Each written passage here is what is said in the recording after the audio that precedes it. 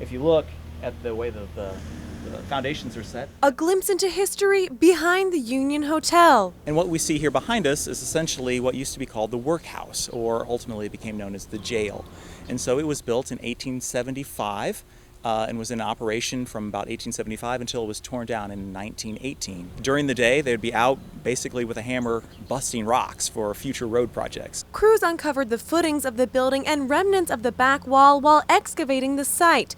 Because of an archaeological review before excavation began, they knew the building that housed criminals had once stood at the site. But behind the ivy and under the gravel, they found more than they expected. The best representation of what would have been the back wall of the building. Bangy says the site is a peek into the early history of Jefferson City. You know, certainly this building is one aspect of that time.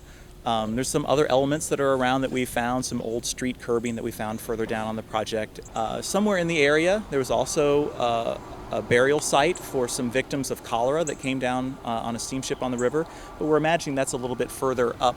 The site will eventually be paved over to make room for more parking at the Amtrak station. Right now, there's very limited parking for the people using the train, and so that's what this area is going to be, and then behind us some more pedestrian accommodations and bicycle accommodations for folks that are trying to travel using the train. Some of the foundation stones will have to be removed, but most of the back wall will remain intact.